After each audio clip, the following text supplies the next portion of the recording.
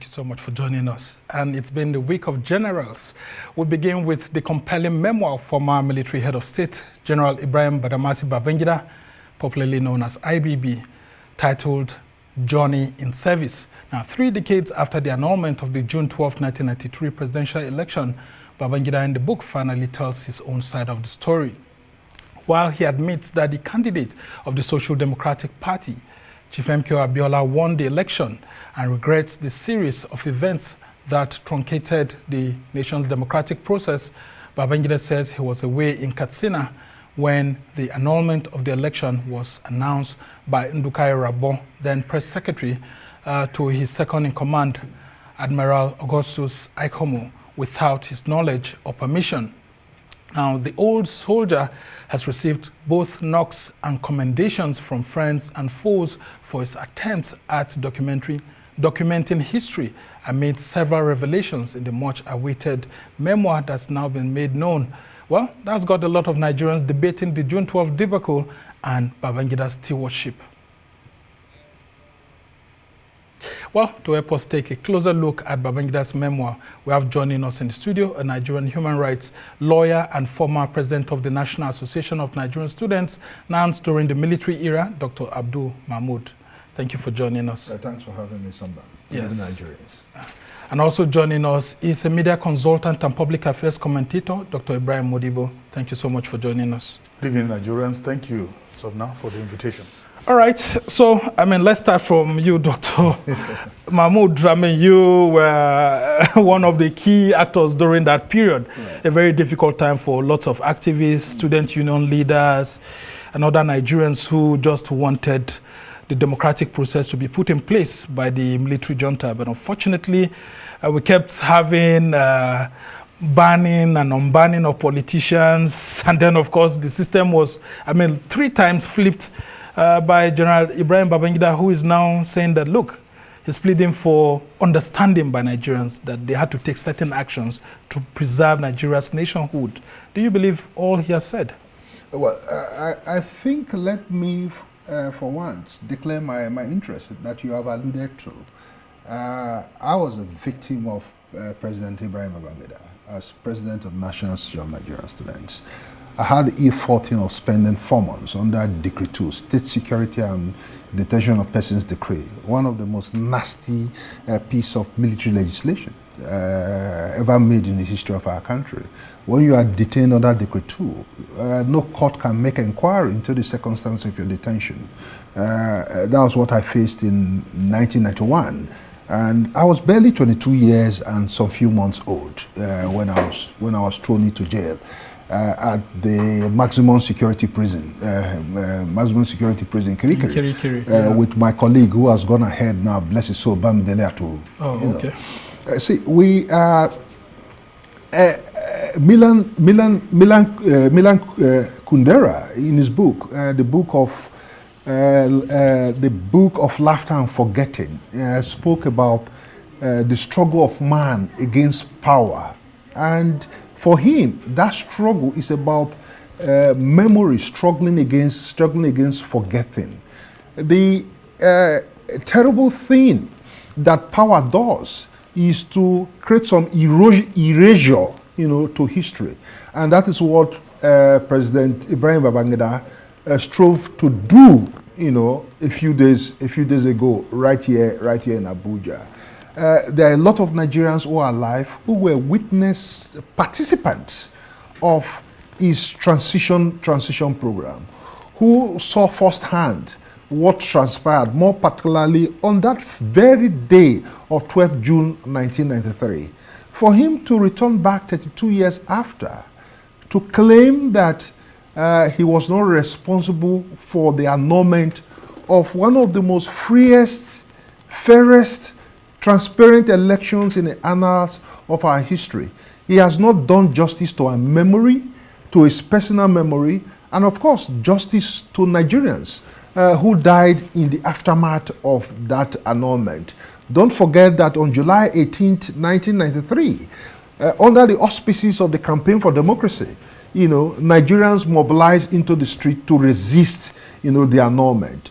And Lagos became like a killing field. People were killed on the streets of Lagos by armed soldiers and, and policemen.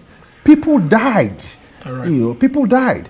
For a man to now claim that he was not responsible for the annulment, for God's sake, he was the commander-in-chief of the armed forces of Nigeria.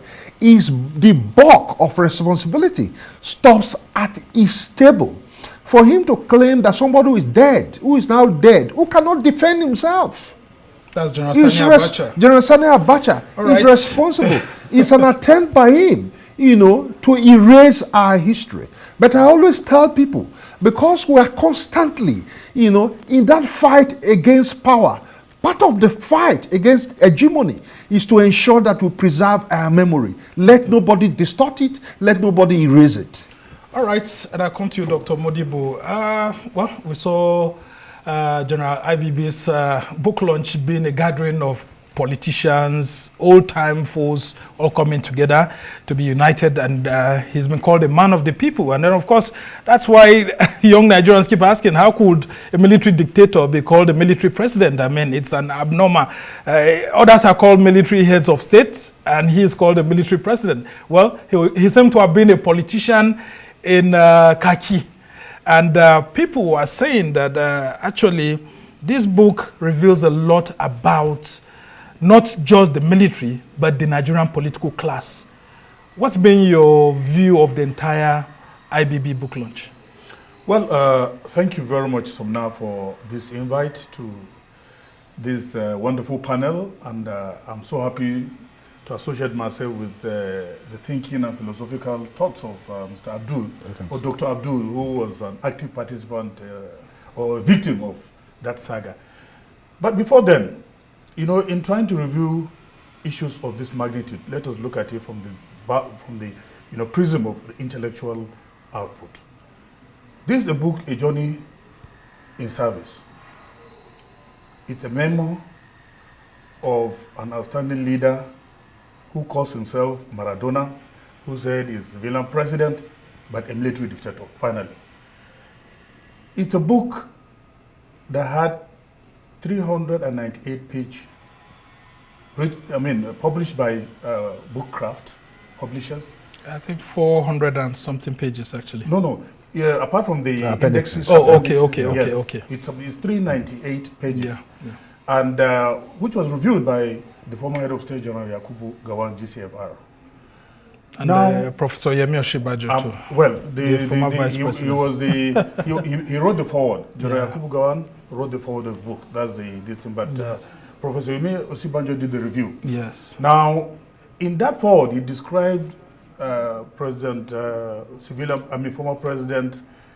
IBB, or General IBB, as a man of courage, a man of conviction, and also one Nigerian leader has been able to leave a mark on the sands of time. Now, this book had 13 chapters segmented into 5 parts, part 1, 2, 3, 4, 5, highlighting his early childhood, his military adventures, coming into the mainstream politicking of Nigerian military, and also assumption of office as the president and commander-in-chief of the Federal Republic of Nigeria. And also looking at the issues of the transition program, one of the longest in sub-Saharan Africa. By whatever standard, a lot of people, especially critical minds, because I was an active participant then, I was an editor who covered the 1993 elections, where MK Abiola contested along with Baba Gana Kingibe and then Bashir Tofa. Now, if you look at the organogram of the campaign structure of MK Abiola, it was something that was just overwhelming. He had principles, he has policies, he had programs of action, and also was one man that could be seen as a philanthropist by excellence. He was noted for his kind-heartedness, for also involving himself with the people across board. Not minding that he's Yoruba man, he has every footprint in almost everywhere, including Mambila Plateau in Taraba. So he was one person that has been able to endear himself to Nigerian masses. Now, having gone into that elections, he won this election landslide. Out of 31 states, he got 21 with majority votes, and also cutting across, the major hurdles of having 15% or 25%. Yeah, the constitutional provisions. The constitutional provisions. Now, for somebody like this to have emerged with over 8.1 million votes as against Tofa's 5.8, you know that this man has won this election free and fair. It was one of the most freest and fairest elections in sub-Saharan Africa, and people could attest to its, the innocence of that election, so to say, because there was no rancor. It was free of rancor, free of harassment, free of killings and whatever that we have in these days. So therefore, for General Ibrahim Babangida, whom many believed, and I still want to insist, that there was no concrete plan, even in this book, to me, there are a lot of gaps. Yeah. Because there has not been, I think there's conspiracy theory that has to do with shifting the blames to some of General Abacha, Dogoyaro. They are all there. They cannot defend themselves, just like Dr. Abdul stated. And therefore, what are we going to do? Under that circumstance, I cannot see Babangida as a human being allowing Abacha, who was his subordinate, to take over governance by saying that, look, I will not obey what my commander-in-chief has said, because the military is there's command structure, and therefore whatever the head of state says, this is something that will go. And also for him to say that somebody, the press secretary, will come and make announcements without his knowledge, and also allowing ABN under Otto Nzeribe, Association for Better Nigeria, to go to court 2 days to the election, secured a Jankara judgment from late Justice Basi Ipeme, and then coming the next day, there was a High Court judgment in Lagos on 11th, which gave go-ahead for the elections to take place. But yet, he didn't stop it. I mean, he allowed it to go only for them to truncate democracy. As far as I'm concerned, there's conspiracy theory. And therefore, he should carry the entire blame. Yeah. I cannot see how President IBB could have allowed his subordinates or to be threatened. Was Abacha a threat? Well, and I think I need to bring in Dr. Mahmud here, because I need to what he was saying is that there was a deep state. I mean, people behind the power. And these were people Abacha had helped to sack Shagari's government, had helped to sack Buhari's government, and it was power behind the throne. And so there is nothing that he could have done more than he did. Could it be that IBB was in government but not in power? It might be right, because he was an active participant in coup making, in the history of our country. He knew the demons, he was working with. But I think one thing we should highlight is the character trait of somebody many Nigerians have come to respect. Did he show courage in the face of adversity, in the face of inimical adversarial forces who were arrayed against him with the military, within the military? He did not. He was the commander-in-chief. Abacha was just the chief of army staff at the time. And if we have to fill the gap within the context of conspiracy theory, I tweeted a few days ago at Nduka Irabo. A lot of people did not know the young pressman that Babangida referred to. Yeah, made reference. Yeah, I put out his name and called on him, asking me if he was happy with what Nigeria had become. In a way, Nduka worked for Augustus Haikomu. Haikomu succeeded Ebutu Kiwe. Yes. Haikomu was closer to Babangida than Abacha. So I find it very difficult to believe the new tale that Babangida is telling Nigerians.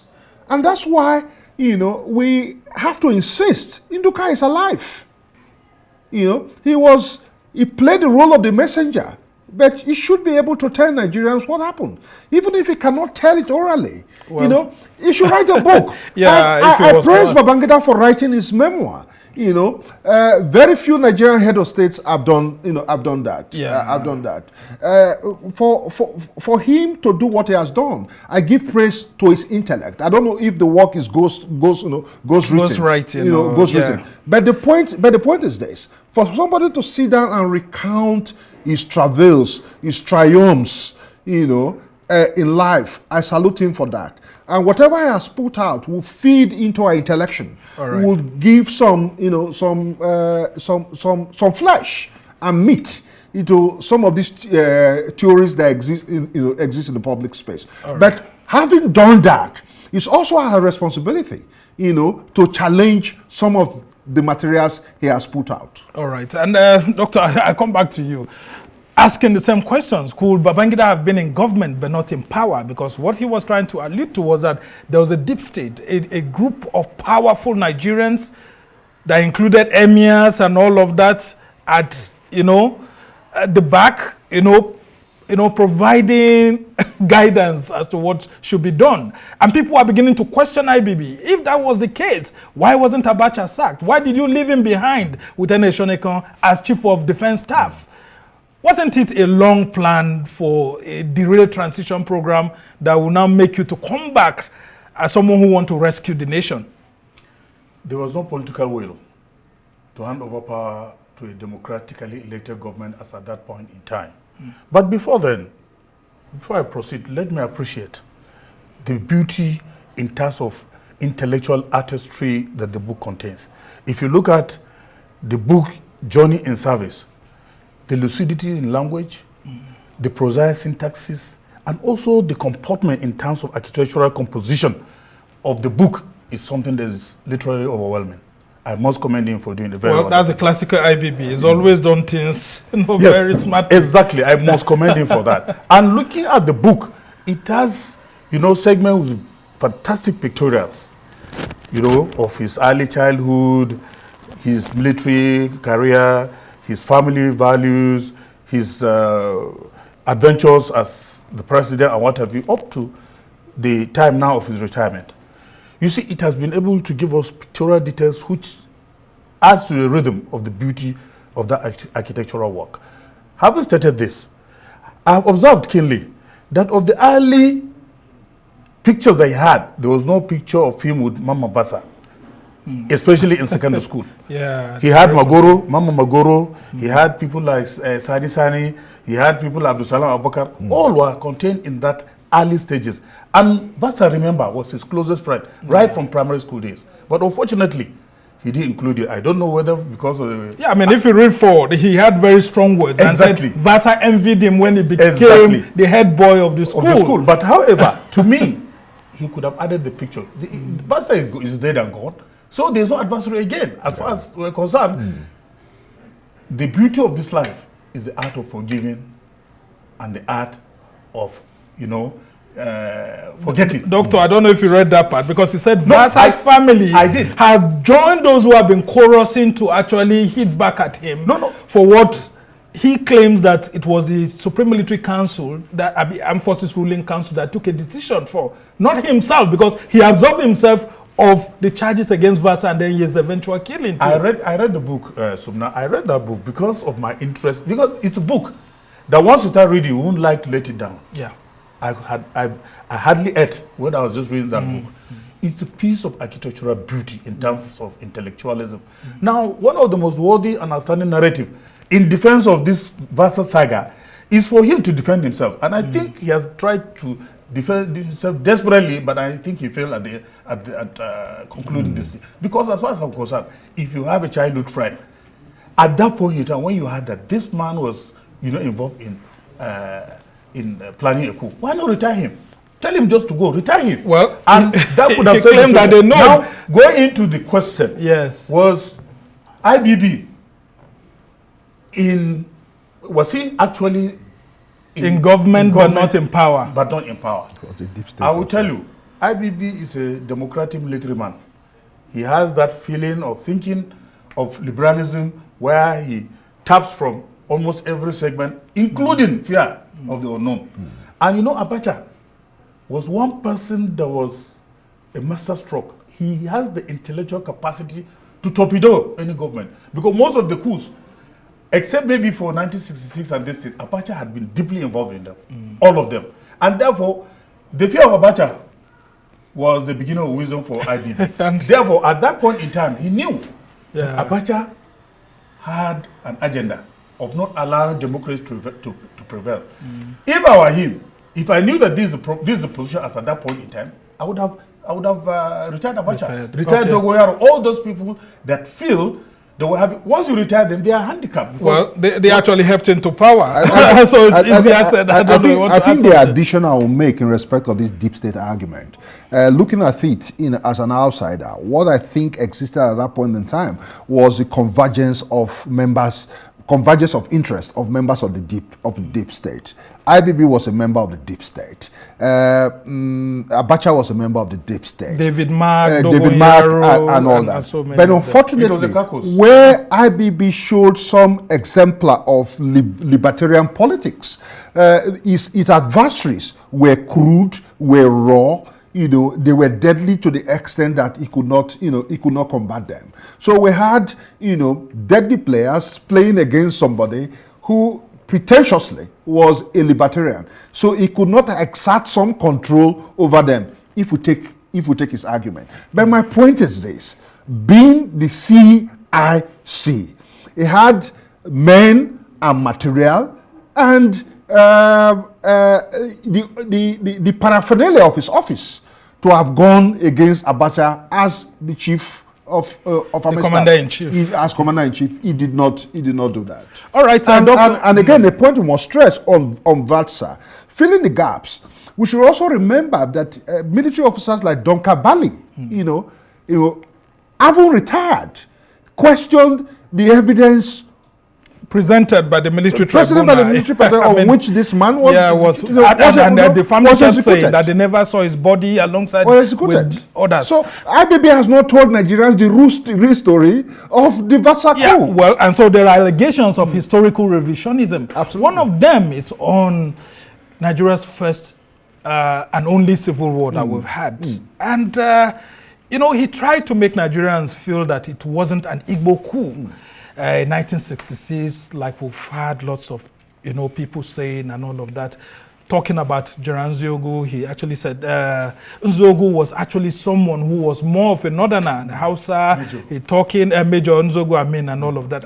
How did you receive that? Because, it's been a topic of discussion everywhere. You see, when I read that book, it has been able to push my intellectual prowess to the boundaries that inspired me to think further on some of the things I was written about, especially the 1966 coup.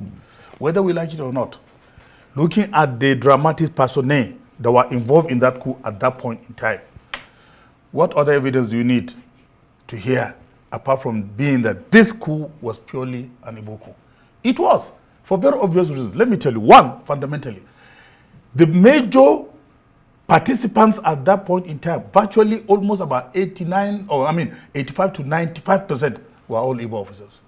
And if you look at the victims of the coup, those that were killed, Sabakat Fabalia, the Sardauna, Okotibu, and this guy, yes, Okotibu, then this guy from the one from the southwest, most of them, the former premier. Yes, of the South. And if you look at that point in time, there was also another conspiratorial policy where they maybe hinted Dr. Nnamdi Azikiwe, and he bolted out. He ran away from Nigeria. I think he was in the Caribbean when that happened. Yes. Actually. So maybe he might have been given a hint that this thing will come up, and he bolted.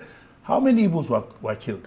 Both officers. And look at they didn't even kill only civilians that were of northern extraction. Even the military, General Maimalari, all this... But he clarified, trying to put it in proper context, that it's maybe the likes of Ife Juna who actually brought out these issues and tricked Nzogu into it.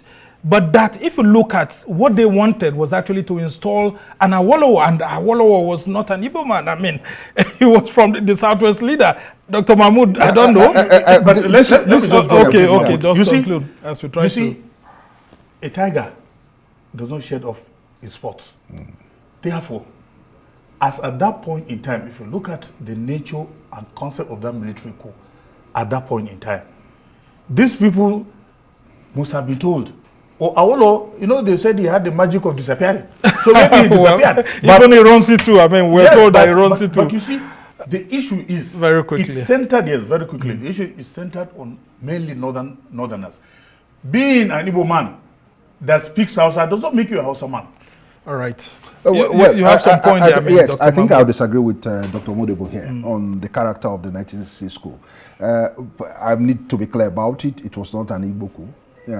It was a coup carried by young Nigerian men who were tired of the crisis Nigeria had found itself between 1962. Don't forget, it began in the Southwest, and which culminated on that January 15, 1966.